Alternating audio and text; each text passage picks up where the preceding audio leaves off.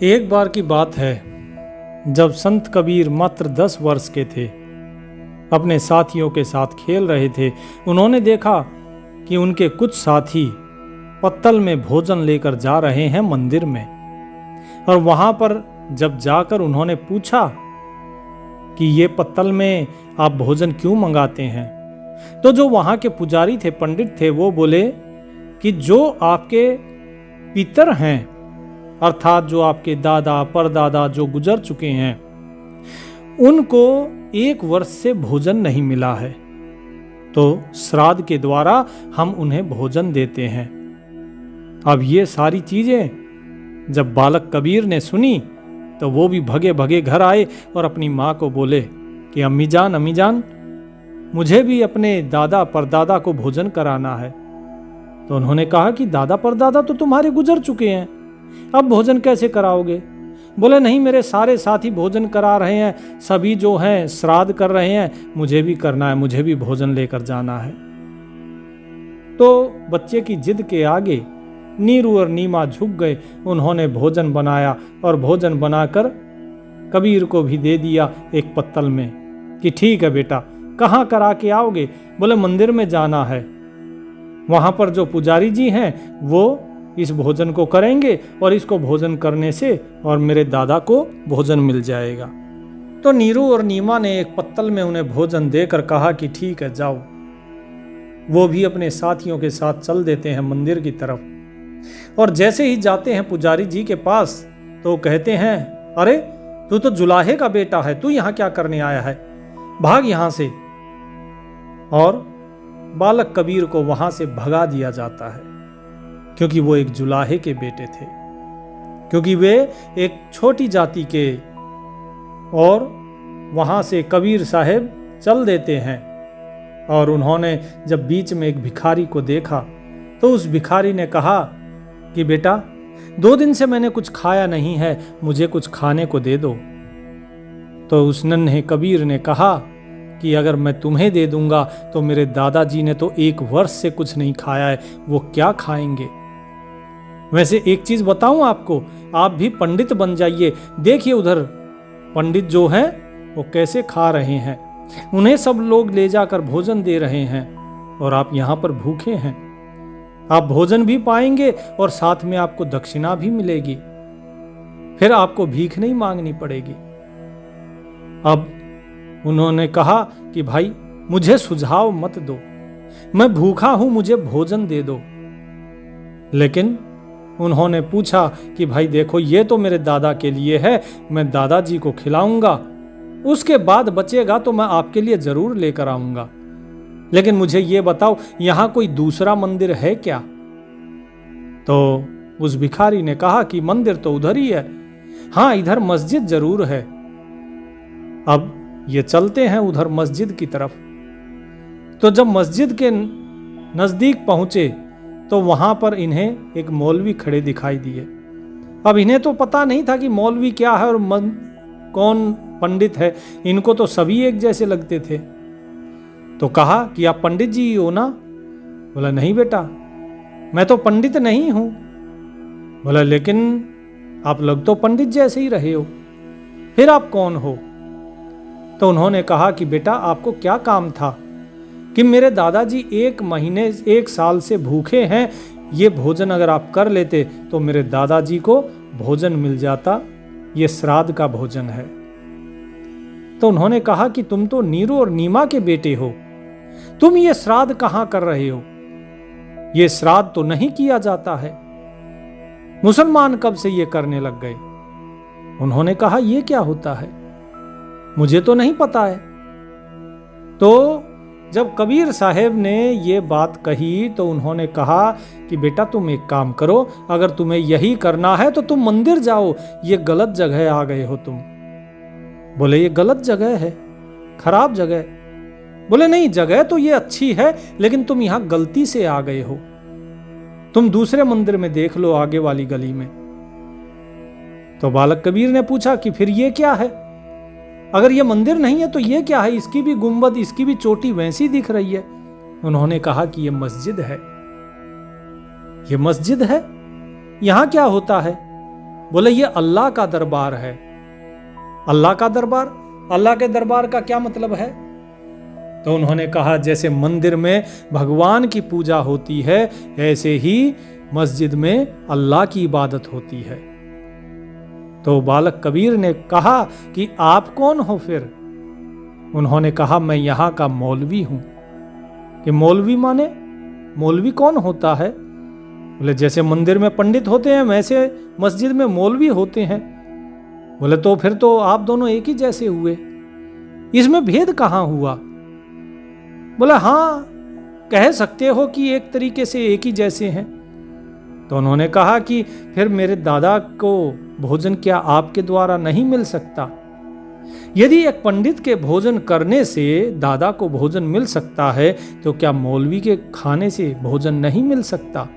आप कृपया इस भोजन को खा लीजिए, क्योंकि आप भी तो मस्जिद के पंडित ही हो ना। तो उन्होंने कहा कि बेटा ये भोजन मेरे लिए नहीं है। तो बालक कबीर ने कहा कि मुझे पता है कि ये खाना दादाजी के लिए है, लेकिन जब आप यहाँ पर खाओगे तो वहाँ उन्हें बिरयानी मिलेगी। आप यहाँ पर ये खाइए, वहाँ पर वो बिरयानी खाएंगे। उन्होंने 1 साल से कुछ नहीं खाया, आप कृपया करके इस भोजन को खा लीजिए। उन्होंने कहा कि बेटा तुम मंदिर क्यों नहीं चले जाते? बोले मैं गया था वहाँ पर, लेकिन मुझे वहाँ से भगा दिया गया कि तुम एक जुलाहे के बेटे हो। मुझे तो समझ में नहीं आया कि मुझे वहाँ से क्यों भगाया गया। तो उन्होंने कहा कि तुम एक मुसलमान के बेटे हो, इसलिए तुम्हें वहां से भगा दिया गया। तो कबीर साहब ने पूछा कि ये मुसलमान ये क्या होता है? तो उन्होंने कहा जैसे ये हिंदू हैं जो मंदिर में जाते हैं, इसी प्रकार जो मस्जिद में आता हो मुसलमान है। बोले यहां पे अल्लाह है, वहां पे भगवान है, ये अलग अलग हैं क्या? बोले नहीं, अलग अलग तो नहीं है। बोले फिर तो इसमें फर्क क्या है? मैं तो समझ नहीं पा रहा हूं। जो काम पंडित कर सकता है, क्या वो मौलवी नहीं कर सकता है क्या? अभी तो आपने कहा था कि आप दोनों एक ही जैसे हो, और खाना ही तो खाना है। इसमें लड्डू हैं, देखिए इसमें खीर भी है। तो उन्होंने कहा कि बेटा आप समझ क्यों नहीं रहे हो?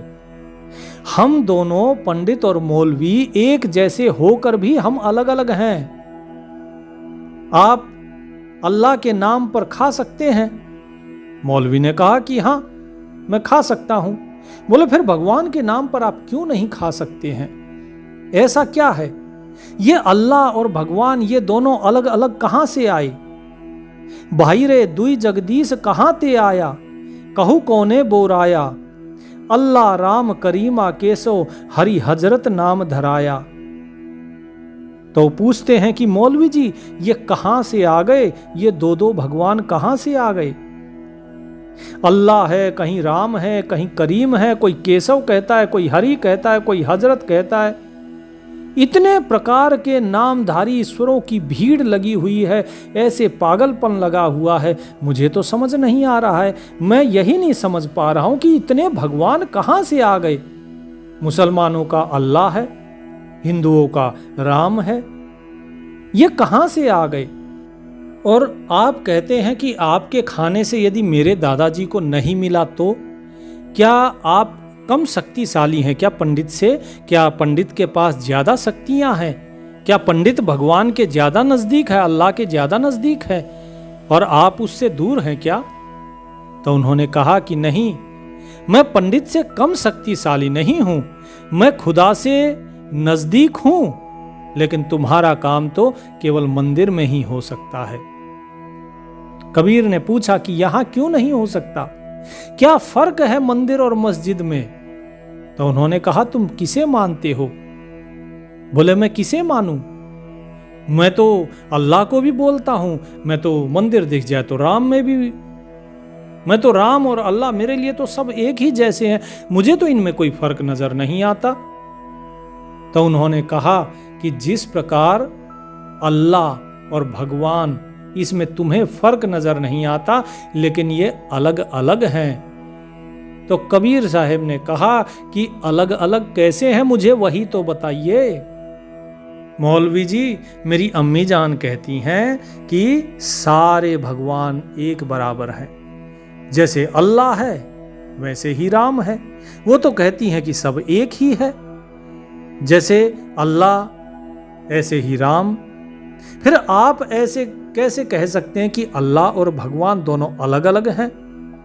जैसे मेरा नाम कबीर है, अम्मी मुझे कबीरा बोलती है, पापा मुझे कबीर बोलते हैं। मेरे जो मित्र हैं वो मुझे किसी और नाम से बोलते हैं। कोई मुझे चिढ़ाकर बोलता है, कोई मुझे प्यार से बोलता है, लेकिन मैं हूं तो एक ही। अम्मी जान तो यही कहती हैं कि सब कुछ एक ही है। वैसे ही शिवजी, अल्लाह, हनुमान ये सब एक ही हैं। लेकिन ये बताइए, क्या यहां पर फिर सिर्फ अल्लाह मिलते हैं? अल्लाह सिर्फ मस्जिद में ही रहते हैं और कहीं नहीं है? तो मौलवी ने कहा कि नहीं, अल्लाह तो सारे जहान में है। बोले क्या वो इस सड़क में है? बोले हाँ, यहां भी है। बोले ये जो पेड़ है इन पेड़ों में? बोले हाँ, इनमें भी है। बोले क्या वो सब्जी बाजार में भी मिलेंगे? बोले हाँ, वहां भी मिलेंगे। बोले मंदिर में? बोले हाँ भाई, वहां भी मिलेंगे। बोले जब अल्लाह मंदिर में मिल सकते हैं तो मस्जिद में भगवान क्यों नहीं मिल सकते? और वैसे अगर मैं अल्लाह से कुछ मांगना चाहूं तो क्या वो मेरी बात सुनेंगे? तो मौलवी ने कहा कि बिल्कुल बिल्कुल सुनेंगे। वो तो बच्चे की बात पहले सुनते हैं। तो कबीर ने कहा कि अगर अल्लाह मेरी बात सुनने को तैयार है तो आप मेरी बात क्यों नहीं सुन रहे हैं? आप इस भोजन को क्यों नहीं खा रहे हैं? गहना एक कनकते गहना, या में भाव न दूजा, कहन सुनन को दुई कर पाए, एक निमाज एक पूजा। वही महादेव वही मोहम्मद ब्रह्मा आदम कहिए, को हिंदू को तुर्क कहावे, एक जिमी पर रहिए। बालक कबीर कहते हैं कि मेरी अम्मी जान ने मुझे सिखाया है कि एक ही सोने से, स्वर्ण से अनेक गहने बन जाते हैं, अनेक आभूषण बनते हैं, लेकिन सारे गहने हैं तो सोना ही। ठीक उसी प्रकार कहने सुनने के लिए कोई नमाज अदा करता है, कोई पूजा करता है, परंतु दोनों का अर्थ तो एक ही है। महादेव कहिए चाहे ब्रह्मा का उनमें श्रद्धा रखिए, चाहे मोहम्मद हो या आदम हो, सब एक ही तो है। केवल शब्दों का ही तो फर्क है। और जब सभी मनुष्य इस एक ही जमी पर रहते हैं तो यहां कौन हिंदू और कौन मुसलमान है? क्या हिंदू किसी और द्वार से आया या मुसलमान किसी और तरीके से आया? अगर नहीं तो यह भेद कैसे है, क्यों है? तो जो मौलवी जी थे उनके पास इन प्रश्नों का कोई उत्तर नहीं था। बालक ने कहा कि आप मेरी बात क्यों नहीं सुन रहे हैं? आप इस भोजन को कर लीजिए ताकि मेरे दादाजी को भी मेरा भोजन मिल सके, श्राद्ध में उन्हें भी कुछ भोजन मिल सके। तो आखिरकार मौलवी जी समझ गए कि हाँ, मैं सारी उम्र लगा रहा, सारी उम्र कुरान की आयतें पढ़ी, जितना इल्म था कुरान का सारा पढ़ा, लेकिन उस इल्म को कभी अमल में नहीं लेकर आया। इसीलिए केवल उसको रटता रह गया, लेकिन कभी उसे समझ ही नहीं पाया। जो ज्ञान आज इस बालक ने मुझे दिया है, ये ज्ञान मुझे शायद अनुभव से मिलता, लेकिन उस अनुभव को मैंने कभी ग्रहण किया ही नहीं, कभी उस अनुभव की तरफ चला ही नहीं। तो वो भोजन लेते हैं और कहते हैं कि आओ पहले लड्डू से शुरू करते हैं। कैसा है, कौन सा लड्डू लाए हो बताओ। तो भोजन करना शुरू करते हैं। कबीर भी कहते हैं कि मेरे दादा भी शायद लड्डू से ही शुरू करेंगे, उनको भी आप यहाँ खाएंगे लड्डू तो वहाँ पर लड्डू मिलेंगे। अब इसके बाद भोजन करके जब तृप्त हो जाते हैं मौलवी जी, तो उन्होंने कहा कि बेटा, बाहर एक भिखारी बैठा है, ये 2 लड्डू उसे खिला देना, वो भी शायद भूखा होगा, क्या पता खुदा किस रूप में मिल जाए। कबीर उठते हैं वहां से और 2 लड्डू उसको देते हैं और वहां से आगे बढ़ते हैं। वो भिखारी कहता है, खुदा तुम्हें सलामत रखे, तुम्हें बरकत दे। घर आते हैं तो अम्मी पूछती हैं कि कबीर दिया आए मंदिर में, पंडित को खाना दिया है? उन्होंने कहा कि हाँ दिया आया। बोले क्या कहा पंडित जी ने? बोले पंडित जी ने कहा बिस्मिल्लाहिर्रहमानिर्रहीम। और बोले और एक भिखारी को खिला के आया हूं 2 लड्डू। उसने कहा परमात्मा तुम्हें बरकत दे, तुम्हें सलामत रखे। तो कबीर साहब को इस बात से ये अनुभव हुआ कि वास्तव में है तो सब कुछ एक ही। जो उनकी अम्मी ने बताया वही वास्तव में सही है, सब कुछ एक ही है। लेकिन लोग अपने आप को श्रेष्ठ बताने के कारण, अज्ञान के कारण भेद में पड़े हुए हैं। कबीर साहब कहते हैं, वेद किताब पढ़े वे कलबा, वेद किताब पढ़े वे कुतबा, वे मौलाना वे पांडे, बेगर बेगर नाम धराए, एक मिट्टी के एक भांडे। कि भाई वेद शास्त्र पढ़ने वाले पंडित और कुरान की किताब पढ़ने वाले मौलवी, अर्थात अलग अलग भाषाओं में अलग अलग नाम रखे हैं, परंतु सब हैं एक ही। जैसे एक ही मिट्टी से अलग अलग बर्तन बनते हैं, इसी प्रकार एक ही मिट्टी से ये सभी इंसान बने हैं, लेकिन सब अपने अपने रास्ते को भूल चुके हैं। मुसलमान राम को नहीं समझते और हिंदू रहीम को नहीं समझते। कहें कबीर वे दोनों भूले, राम ही किन्हू न पाया, ये खस्सी वे गाय कटावे, बाद ही जन्म गवाया।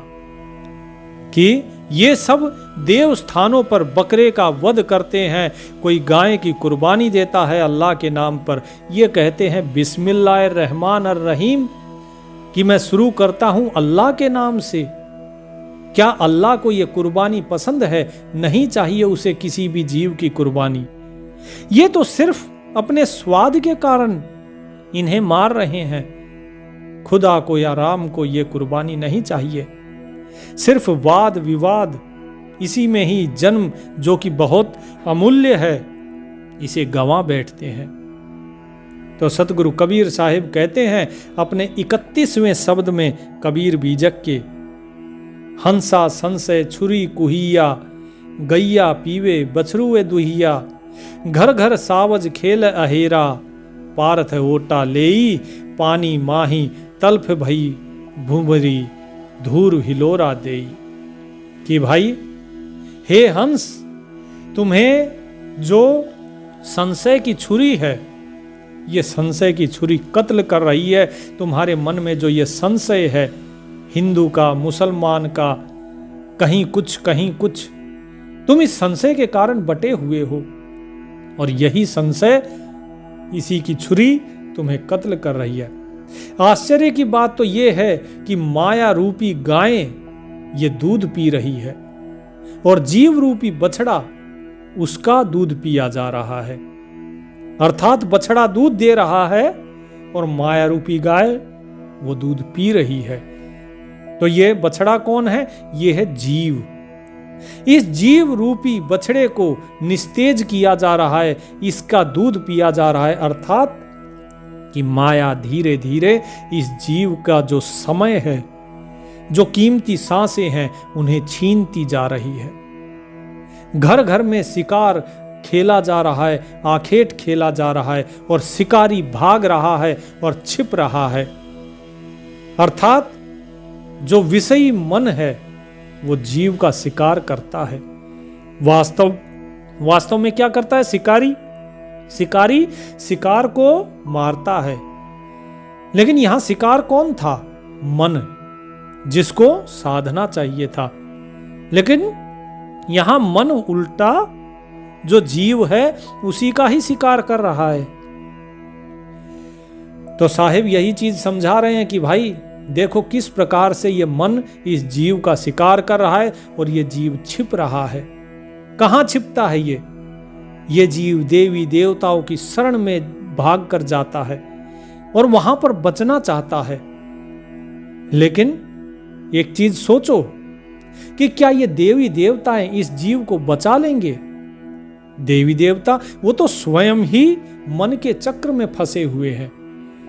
ब्रह्मा ने इस मन के वश में होकर, इस माया के वश में होकर देखो कितने कुकृत्य किए, कितने छल किए विष्णु ने। बताइए, जो देवी देवता हैं क्या इन्होंने छल नहीं किए? राजा बलि को नहीं छला, या फिर इंद्र ने अहिल्या को नहीं छला? किसने छल नहीं किया? ये सभी तो मन के ही गुलाम हैं। और जब मन के गुलाम है तो तुम्हें मन से मुक्ति कैसे देंगे, कैसे तुम्हें बचाएंगे? यही नहीं, शीतल जल में पड़कर जो बालू है वो गर्म हो गया है। वास्तव में क्या है?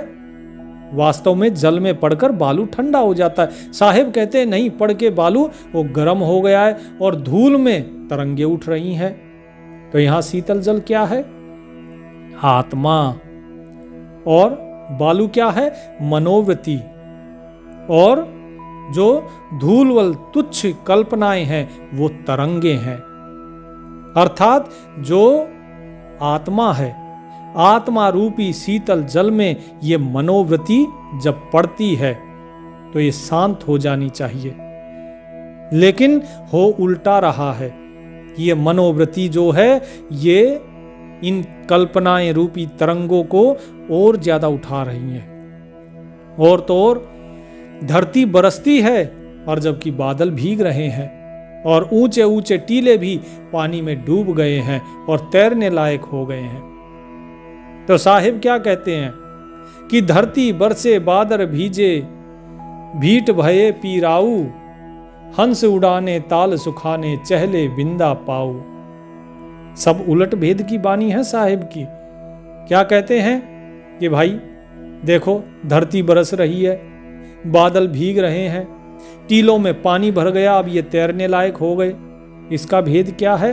अर्थात जो कल्पनाओं का आधार होने के कारण बुद्धि जो है वो काल्पनिक वर्षा कर रही है, काल्पनिक वर्षा। और जो जीव है, ये जीव उमड़ घुमड़ कर भीग रहा है उसी कल्पनाओं में।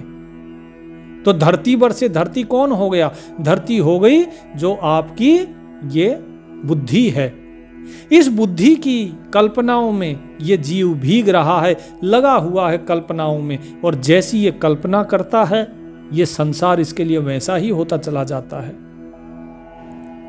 टीले रूपी बड़े बड़े जो ज्ञानी मुनि हैं वो भी डूब रहे हैं। तो यहां पे टीले कौन हो गए? ज्ञानी मुनि। देखिए कितने मुनि दुर्वासा क्रोध में गए, विश्वामित्र काम के वशीभूत हो गए, कितने ही ऋषि मुनि होंगे जो बह गए। साहिब कहते हैं कि सोचने योग्य बात तो ये है कि हंस पहले उड़ गए, ताल बाद में सूखा, और फिर भी हंस का पैर कीचड़ में फंस गया। कि हंस उड़ गया फिर भी कीचड़ में फंस गया। हंस उड़ाने ताल सुखाने, चहले बिंदा पाऊ। अब बताइए क्या इसका अर्थ हुआ? इसका अर्थ है कि ताल के कीचड़ में व्यक्ति फंस गया। ये ताल का कीचड़ क्या है? ये है शरीर की वासना। और हंस का पैर क्या है? ये जीव का मन। हंस हो गया जीव, इसका पैर हो गया मन, कि ये जीव उड़ गया, निकल गया है ये इस शरीर से।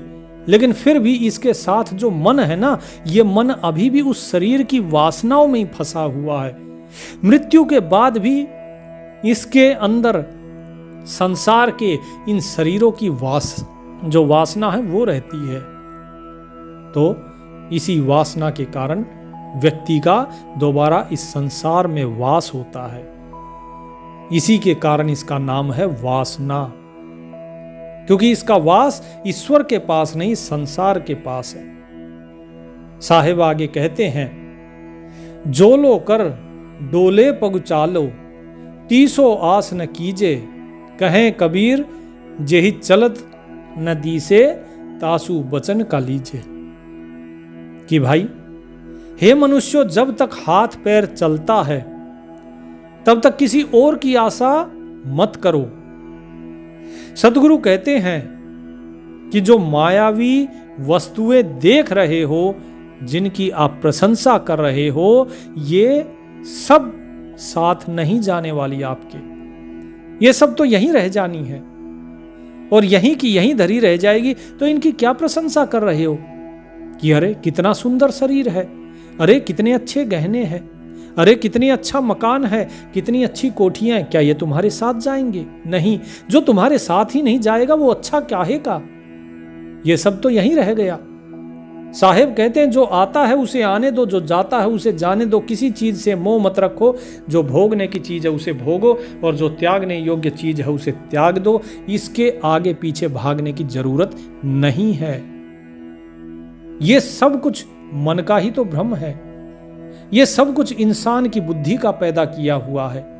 जैसे हिंदू और मुसलमान इंसान का ही बनाया हुआ है, परमात्मा ने किसी को नहीं बनाया।